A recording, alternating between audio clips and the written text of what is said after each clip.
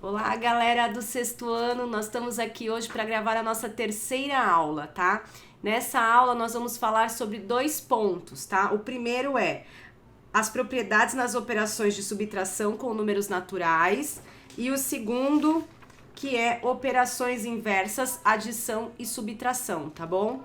Então, no primeiro ponto, ele aplica três propriedades e a gente pode perceber que essas propriedades, elas são aplicadas na adição, como nós vimos na aula anterior, mas na subtração elas não possuem o mesmo resultado.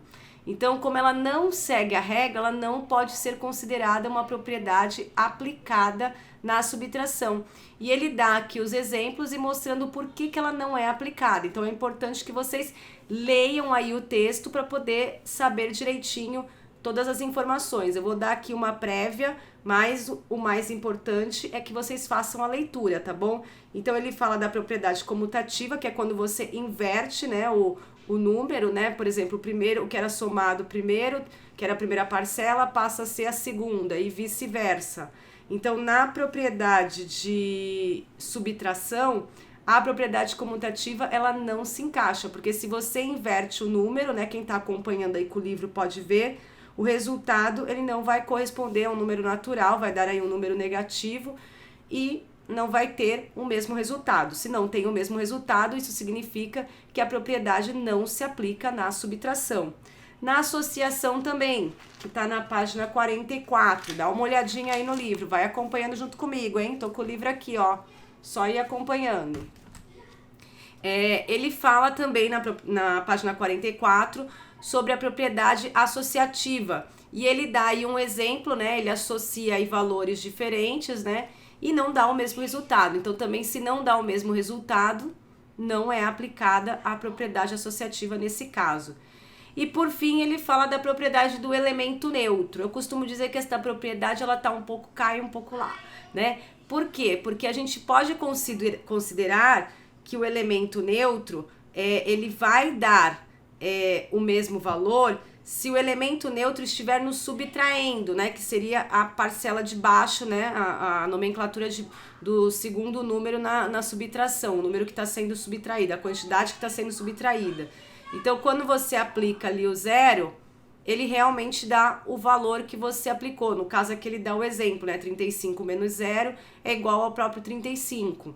Então, ali até você coincide, mas ela não pode ser uma propriedade aplicável para a subtração, porque se você faz ao contrário, o valor dá um valor negativo, né?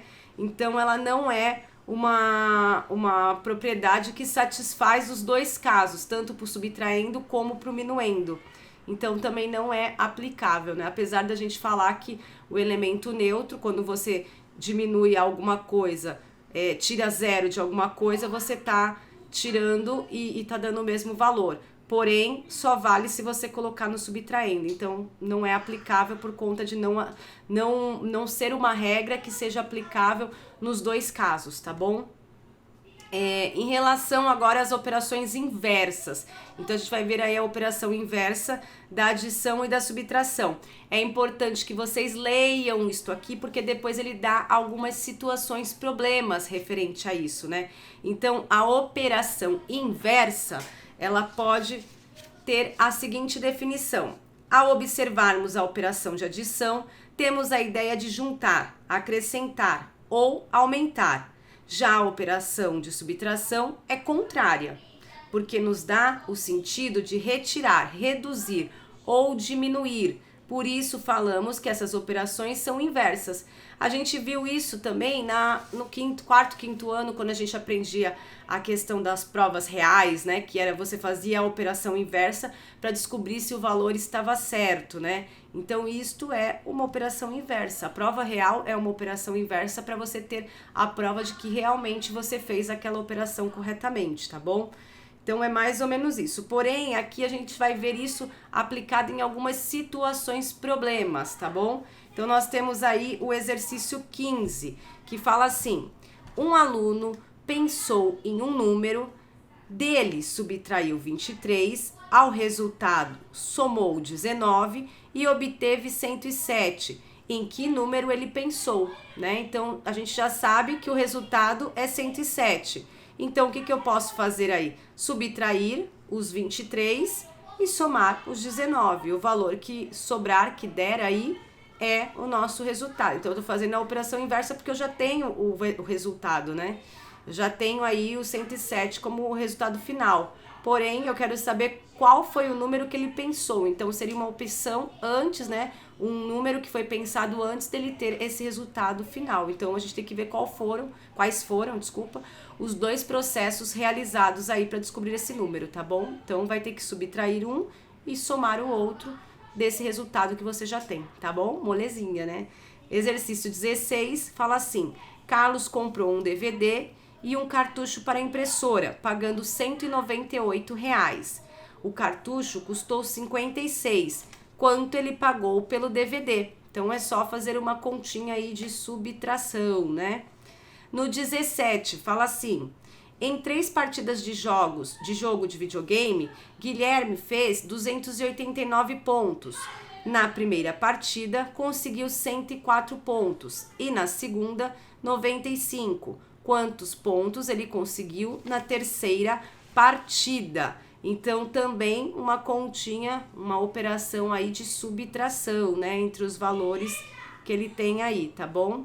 Então, eu vou ter que subtrair aí os 2 pontos que ele fez desse total aí de 289 pontos. Também molezinha, tá?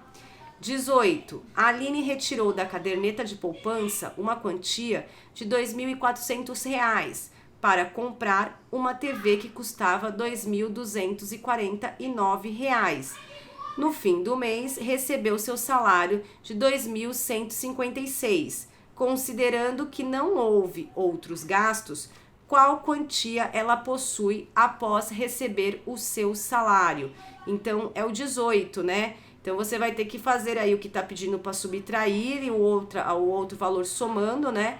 Vai pegar aí o total primeiro, subtrair um, somar o outro e ver qual foi o resultado aí que sobrou, tá bom? Também fácil. Exercício 19. Júlia, ao pagar o seu lanche de R$ 32, enganou-se e deu ao caixa uma nota de R$ 20 e outra de R$ 50. O caixa, distraído, deu a ela o troco, como se Júlia tivesse lhe dado 2 notas de R$ 20.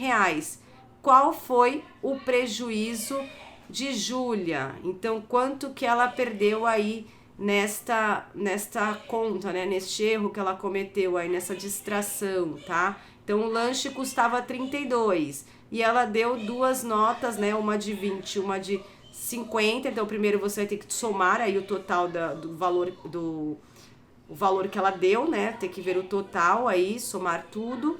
Depois você vai subtrair quanto ela gastou e ver quanto que ficou de troco, né? Porém, ver quanto que ela recebeu, né? E aí vai ter que subtrair, achar a diferença aí de quanto que ela recebeu e quanto que ela deveria receber, tá bom?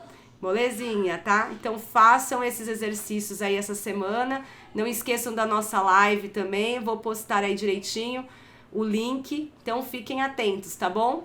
É isso, pessoal. Obrigada aí pela atenção, bons estudos aí, presta atenção, faz tudo direitinho. Não deixa acumular lição, porque depois fica mais difícil, porque juntou um monte de exercício, aí acaba desanimando e não faz. Então, toda semana vai fazendo aos pouquinhos, vai vendo a videoaula, vai tentando fazer. Se tiver dúvida, me manda aí por escrito que eu preencho aí, eu encaminho todas as dúvidas, relaciono aí o que dá para fazer aí através da digitação. Que não der, a gente pode também conversar aqui, vou mandando nos vídeos, ou então guarda as dúvidas pra gente conversar também na videoaula, na aula online, tá bom? É isso, pessoal. Beijos, fiquem com Deus. Tchau, até a próxima aula, até a videoaula ao vivo, a nossa aula online, tá? Não esqueçam de baixar o aplicativo Zoom, tá bom? A videoaula vai ser através do aplicativo Zoom, pode ser pelo celular ou pelo computador, tá bom? Tchau!